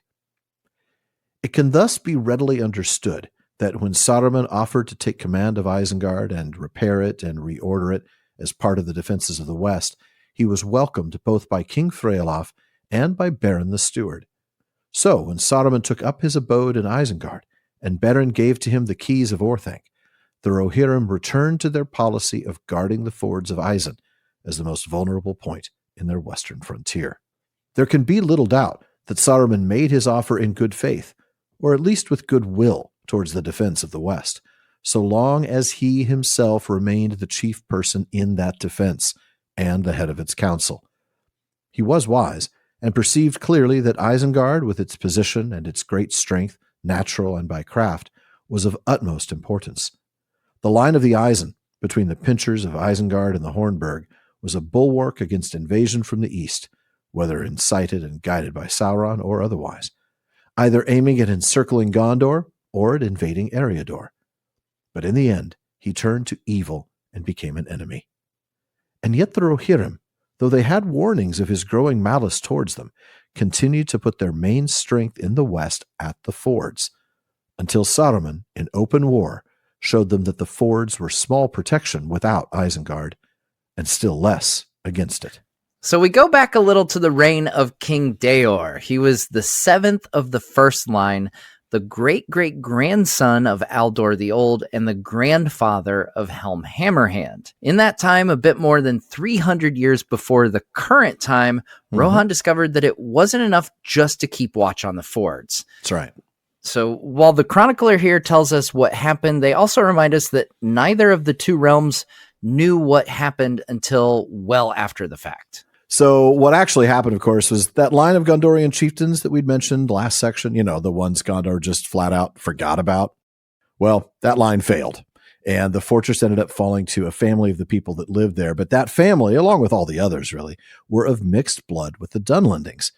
And not being in touch with Gondor, who forgot about him, or Rohan, well, we don't go up there because it's spooky, they became friendly with the Dunlendings. And frankly, who can blame them? They need to be friendly with somebody. Right. The text even says they referred to the Rohirrim as the wild Northmen who usurped the land. That is an interesting statement. It's sort of buried there. But I want to chat about it a little bit. That is clearly how the Dunlendings view the Rohirrim. Yeah. And in a way, they're right, aren't they? Kind of, yeah. I mean, I feel like this opens up a big can, and maybe it's something to talk about at another time. But this whole idea of, whose land is it? Right. Yeah. I think of the tale of Tal Elmar I think it's in the Peoples of Middle Earth. Yeah. Where we read a little bit of a story from the perspective of a native inhabitant of the land when the Númenóreans are expanding. Yeah. And there's that issue raised there too. Mm-hmm. And here we get it again. The Dunlendings are like, well, we used to live in these vales in the White Mountains. Then we kind of moved a little bit, and now it's all been replaced by these people from the north. Yeah, from their perspective, certainly these are people who've usurped the land. Yeah, they're definitely not without validity to these claims here. Yeah. It's interesting, though, that somebody descended from the Gondorians would agree with them and call the Rohirrim, the wild Northmen, the wild Northmen. Yeah. Dude, you're hanging out with wild people. I mean, these are the Dunlendings, the sullen, grumpy, get off my lawn people. And you okay, I guess everybody's got to have friends. Yeah. Anyway. It's an interesting point, It is, yeah. The usurpation totally of the land. It's definitely a bigger topic than I think we talk about in this episode, but it's something to sort of chew through. Yeah, I feel like you could really dive into this and, make this half an episode on its own as a topic. Yeah, I think so. And at some point I'd like to do that. So after the death of Aldor, and that's the year 2645, so it's about 55 years before Daor's reign, the Dunlendings began settling in the northern part of the Westfold, and that's on both sides of Isengard and even in the southern edges of Fangorn. And then after a while, so about 50 to 60 years, they gained enough confidence and presumably numbers to start raiding the Westfold, taking horses and cattle. And since Rohan was guarding the fords, they quickly came to the conclusion that these Dunlendings must have come across the Isen near its source, which is near Isengard. Exactly. I mean, they're not coming across here. We would have noticed that because we're guarding the fords, and there's no place to cross south of this. So the only other place to cross is at Isengard. So the footnote does tell us, though, that the Dunlendings and this group of Gondorian / Dunlending friends, they were pretty clever, though. They were attacking the forts on the west side of the Isen from time to time, sort of to distract them from what was going on in the north. Mm-hmm. Yeah. Knowing that something is going on, Daor puts together a force and heads north, where he runs into an army of Dunlendings. But they're Dunlendings, so he defeats them. The text is just so quick about that. I mean, it's just instant, that these he overcame. That's it. Done. But of course, he gets to Isengard. Hey, y'all, we just saved you by wiping out those Dunlending jerks who were besieging you. Wait a minute. I'm sorry. Did I call you guys? I'm so sorry. Dunlendings. Nice guys, Dunlendings. Yeah. Turns out Isengard is under the control of the Dunlendings. I know. Total shocker. Yeah. Daor's like, wait a minute now. This land that's been totally neglected got taken over by somebody. How about that? Shocker. We get another of these. We figured this out much, much later moments where the chronicler tells us that what happened was the Dunlendings had been allowed into Isengard as friends by that family who is in control of it after the line of Gondorian chieftains died out. And once inside, they did what you would expect Dunlendings to do. They took over and killed anybody not willing to merge with the folk of Dunland. And we're told that most of them were willing to do that. I suppose it's either merge or die. So I guess you start looking for a spouse real fast. Yeah. So Daor sends word to Gondor, and the steward Egelmoth is in charge at that point, which is in 2710. The awkwardly named Egelmoth, yeah. Yes. But Egelmoth can't do anything, No, he's powerless to help. Yeah, and Daor doesn't have the strength to attack the fortress or even lay siege to it, so he just posts a big force of riders in the northern part of the Westfold, presumably to contain the raiding parties. Yeah, and it stays that way for almost 50 years until 2758 when Wolf attacks Rohan. Helm does his hammerhand thing, and then Freylof starves out the Dunlendings in Isengard, who suffered after the long winter as much as everybody else. We come back then to a moment we've discussed before, King Freylof of Rohan and Baron, steward of Gondor, welcoming Saruman and giving him the keys of Orthanc. Presumably in exchange for not stabbing them in the back, but mostly in exchange for repairing Isengard and making it a part of the defense of the West. Yeah. For not stabbing them in the back that's what we call irony, because it's exactly what he's going to do. Exactly what he's going to do. And in the front, if he can get you. Right. Yeah. If he can get there. Now, at this point, Rohan repositioned their troops from the north of the West March to the fords, as they are now the most vulnerable point. Exactly. And this is a very interesting point in the text because we now get some insight into Saruman's thoughts, or at least what the chronicler assumes were his thoughts, right? Mm-hmm. That the offer was originally made in good faith, or at least with goodwill. Yeah. But only insofar as he was given the lead in the defense and held the chairmanship of the council. Everything is about how important Saruman can be. Seriously, talk about self-aggrandizement. I mean, this guy is just all about the power and the authority. Yeah. Yeah. But he is a pretty smart guy, we know. Mm-hmm. Or at least, to a certain point. He's not the best commander, as no, that's Brett true. Devereaux was kind of to point out for us. Very clear. Yeah. Mm-hmm. But overall, he's a pretty smart guy, and he looks at a map and knows how important Isengard is, and how important it will be. Its location and its unique strengths are very important. They are. And we get a reminder briefly that some of its strength was natural. That would be things like its geographical location, as well as its natural protection in the valley. But some of that strength was man-made, right? The fortress walls and the tower itself. We're even reminded that this isn't just a defense against attack from the west, i.e. Dunland. It's a defense against invasion by Sauron. He can't circle Gondor from the north, nor could he invade Eriador without dealing with Isengard. And I hadn't really thought about that. I mean, it's such an interesting location. You don't think of it as being a defense against Sauron, but I mean, if we're talking about a massive invading force, why wouldn't he try to come through Kalanardhon, right? Come through the Gap of Rohan and circle around the land to the west of the White Mountains and come through that bulk of Gondor to the south and sweep through Lebanon, from that direction. Or, alternatively, just attacking Eriador, which has been attacked before. Eventually, though, studying Sauron's craft leads Saruman to sort of see himself as a mini Sauron, right? He turns to evil and became an enemy, the text says. And even though there were red flags, Rohan continued to focus their defense at the fords and not toward Isengard. Yeah, that was a mistake. And Saruman shows them that. He shows them that the fords are nothing without Isengard, right? You have to have Isengard if defending the fords is going to help, because otherwise you can cross at Isengard. But more importantly, the fords are nothing to Isengard. Yeah. Absolutely useless, as we found out in the last two episodes, because he could send forces down both sides. Yeah. Yeah. Well, there can be little doubt that Barlaman made his offer in good faith, or at least with goodwill towards the Mail of the West, so long as he himself remained the chief person of that Mail and the head of its council. Matt, what does Barlaman have for us tonight? Well, I picked this one. This is from Dirk from Missouri. Okay. I picked this one because I actually just recently did a video on this topic. So I thought, will it be out by the time this episode drops? Will, yeah. So it's already out now on my channel. But so now, having done that exercise, I'm very curious to hear what you think would happen in this hypothetical. Oh, yeah, because you didn't invite me to do part of that video. Yeah. So nor should you. Yeah. So the question is, what if Gandalf didn't come back as Gandalf the White? So like Gandalf stays dead. He's just gone, right? Yeah. Okay. He's gone. He's off the board at this point. And Iluvatar's like, yeah, thanks, man. That was nice. You're not going back. Right. Yeah.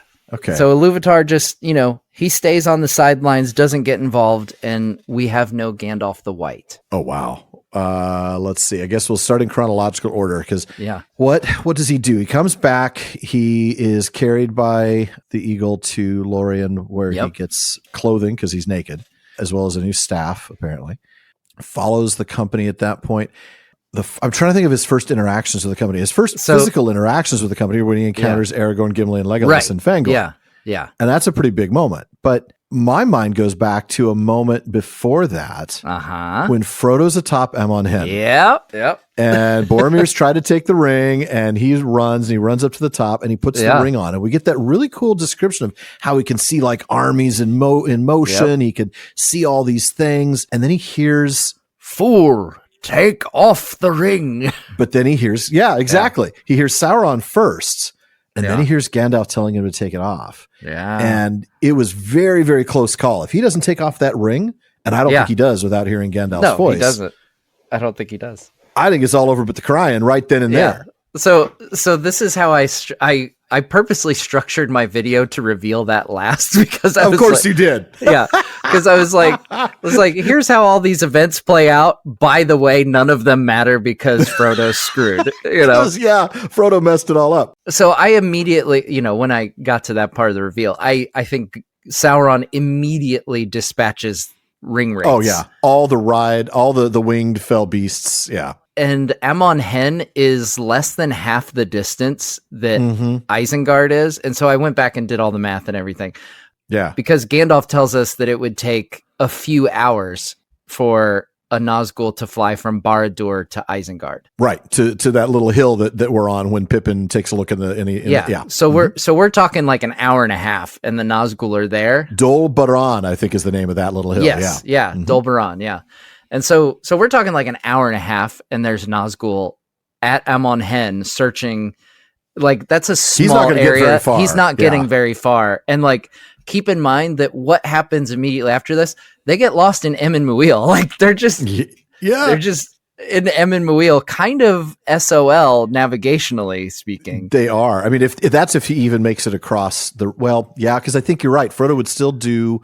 I think he'd get across the river and everything. He gets across the river thinking, I've got to take the ring to Mordor. Yeah. Sam presumably still finds him because everything else is assuming he manages to have the willpower to eventually take the ring off and not be like locked in place. Yeah, and to leave Amon Hen and not stand there frozen, right? Yes. Which is very, very real risk. It's possible. Yeah, I think you're right. I think at that point it is all over. Yeah. But let's for the moment set that aside and think about the other moments. So, of course, his first interaction doesn't happen. So Aragorn, Legolas, and Gimli are continuing to look for the hobbits. Yeah, they're still looking. Yep. Do they keep looking? How long do they look before they go back to Meduseld? Because remember, they were under the request of Éomer to take their horses back to Meduseld. Mm-hmm. Okay. Now, without Gandalf with them, and they go back to Meduseld, it's just the three of them. There's nobody to heal Théoden. Yeah. Oh, they are so screwed. Yeah. No, they are so screwed. They don't get their swords back. Aragorn doesn't get Anduril back. I guess in this case, in your trajectory here, because mine's a bit different, but that's assuming that Théoden doesn't allow them to leave, which I don't think he would go as far as to like imprison them. I don't think so. I don't know. For just borrowing horses? I don't know. They're not even supposed to be free of the mark right at this point, unless the king gives them permission.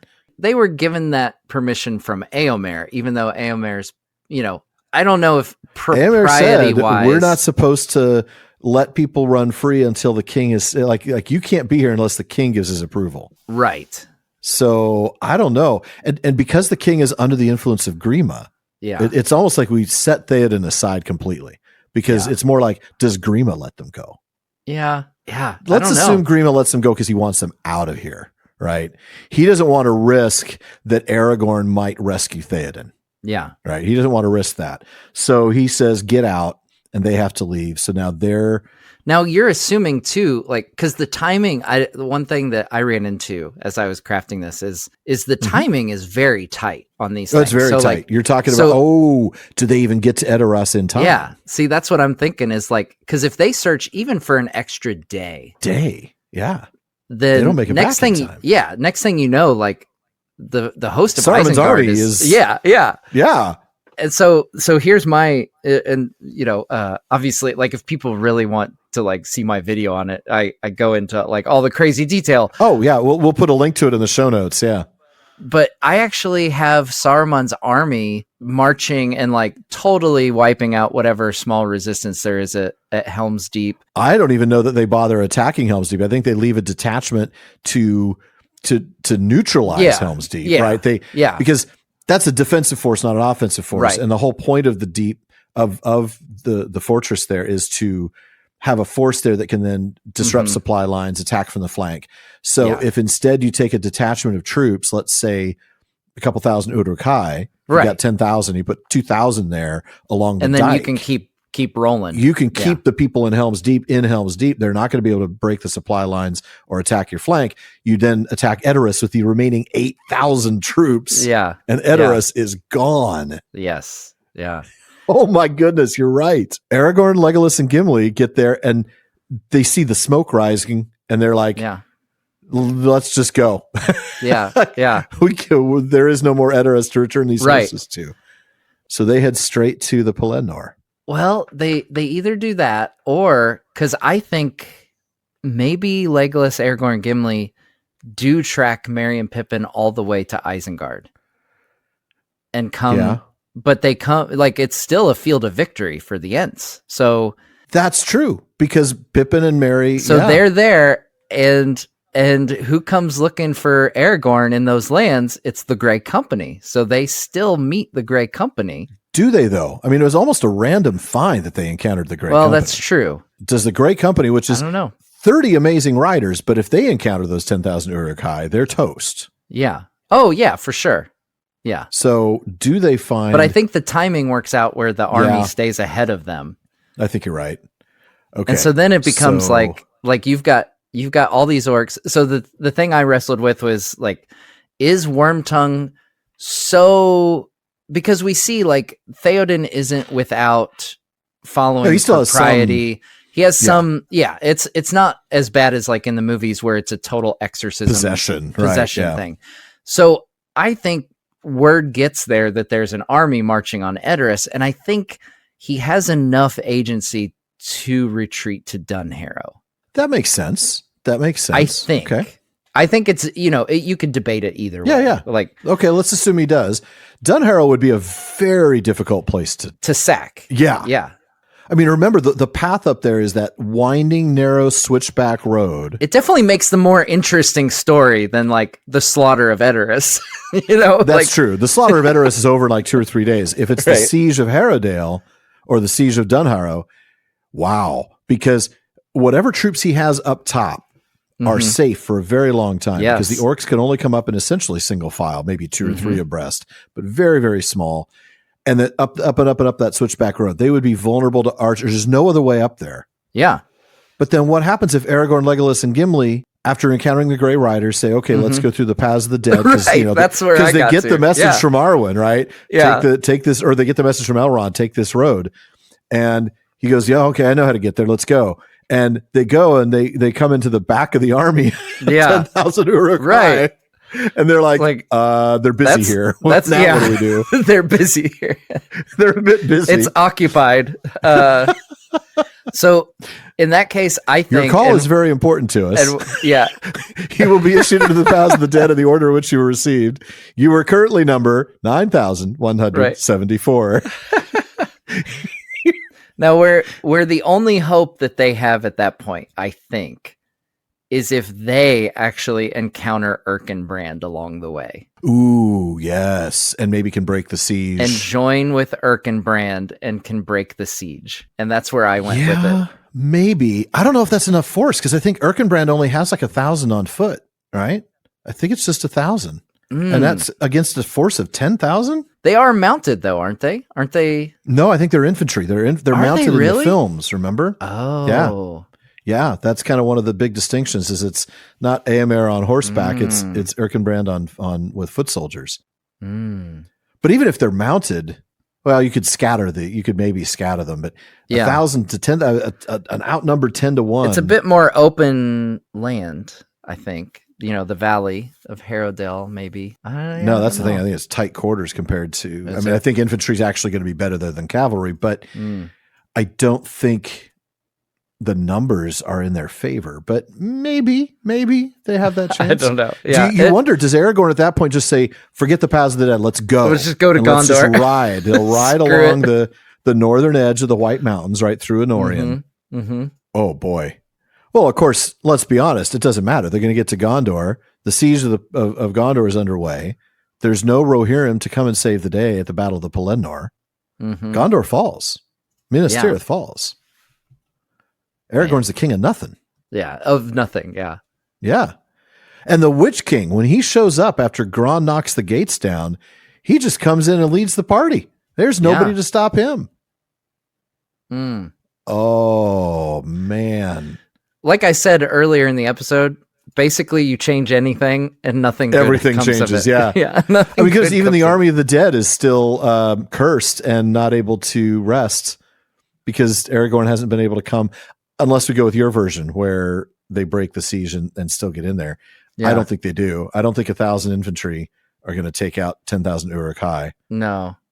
Your only hope is that like they're dumb enough to just use the orcs as cannon fodder. Yeah, maybe they just keep sending the orcs up, and so by the time Erkenbrand shows up, they're only down to 5,000. They're more depleted. Yeah. Yeah, maybe. Or maybe they've even broken up the force. Like, there's no way we can get 10,000 orcs up this road, so let's just ravage the rest of Rohan. So maybe it's only 2,000 or 3,000 at that point, and Erkenbrand could save the day. They're just, so they've gone on to like destroy Edoras, pillage Edoras. Yeah. And the rest of Rohan, you know. I mean, and if there's anything that we've seen, it's that Saruman is not a master strategist, and neither is his captain in charge of the army. No, that's true. But remember, at this point, let's see. So let's think about the Saruman-Sauron relationship. Remember that Sauron, there was going to come a point where Saruman's play for the ring was going to eventually make him the foe of Sauron. Right? Oh, yeah. At one point, he's the ally. He's trying to pretend to be an ally. But once he gets the ring, he's going to be openly opposed. Yeah. He doesn't get the ring from Merry and Pippin. But Sauron knows that he tried. Yes. Because remember, that's the whole that whole deal with the three different factions of orcs.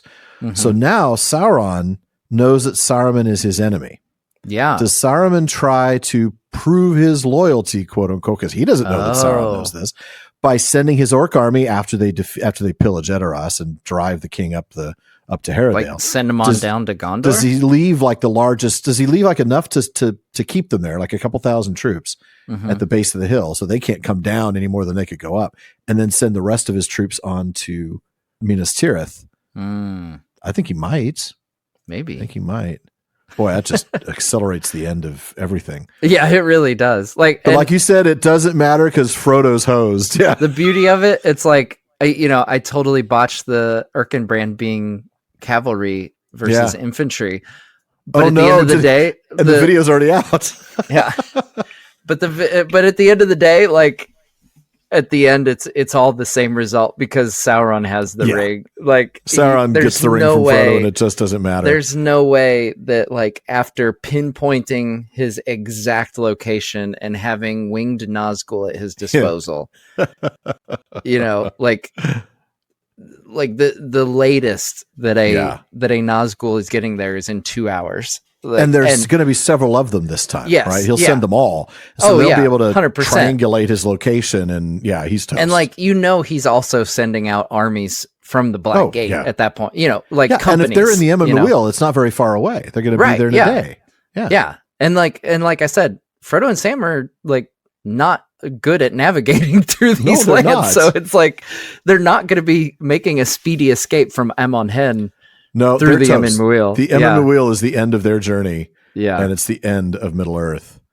Then, though, does Sauron even bother attacking Minas Tirith? I think he does, but he doesn't. Does Sauron just sit back with his ring? I don't think he needs to hurry, is the thing. And that's true. That's another big thing. Early. Like with Sauron, we see time and again when he's defeated, it's because he's made to act earlier than he's prepared to.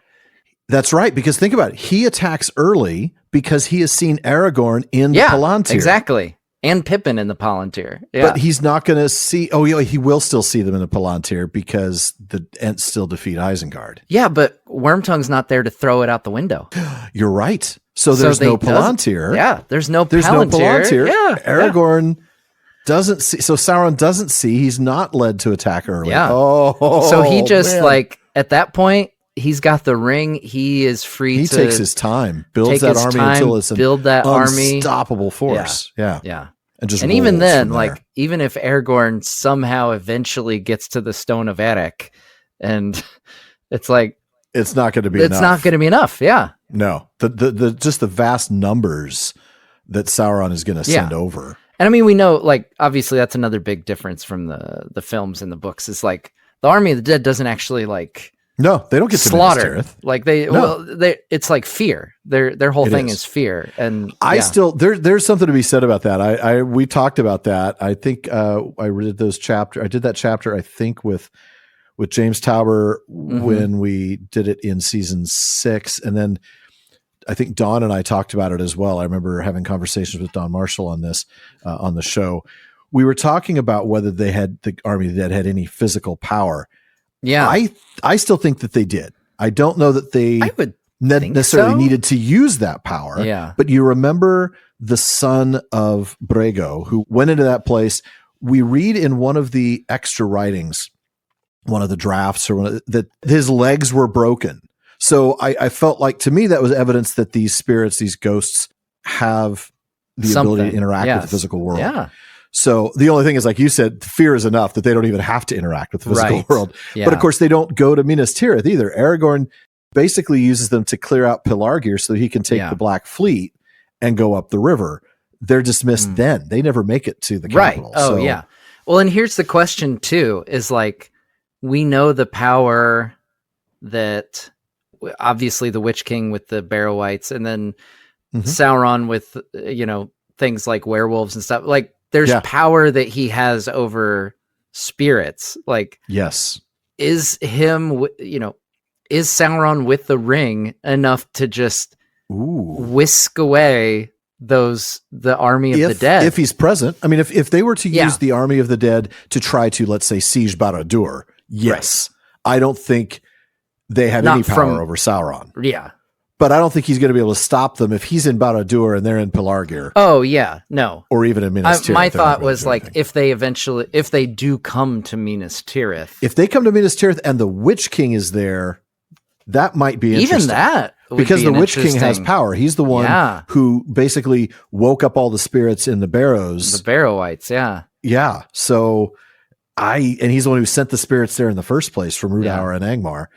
So I think even the Witch King could be even the Witch King could be a problem. Oh, that's interesting. Yeah. Oh, that's fun the one that I have. I love these speculations. These are so much fun. Wow, I think we talked about that one for like 15 minutes. That was a long one. That was a lot of fun. That's a good one, though. Thank goodness that Gandalf did come back and that he came back enhanced as Gandalf 2.0. Good call, Eru. Very good call. And one of my favorite little nuggets from the letters is the talk about Gandalf's resurrection and his return and all of that. So I know we've talked about that on the show a number of times. Don't need to rehash that. But for now, folks, that wraps it up for another episode of the Prancing Pony podcast. Please be sure to come back next week when we're joined by friend of the show, Dr. Brett Devereaux, who's going to bring his historical expertise to bear on all the military matters that Matt and I have discussed over the last 11 episodes of the PPP. That's right, from the Northman slave revolt to the Second Battle of the Fords of Isen. And in fact, patrons, you're going to get some exclusive content from our conversation with Brett in the mega postscript for these last 3 episodes today. And that's an awesome one. You guys will not want to miss our conversation. We talked with him for like 3 hours? It was fantastic. A long time, Yeah.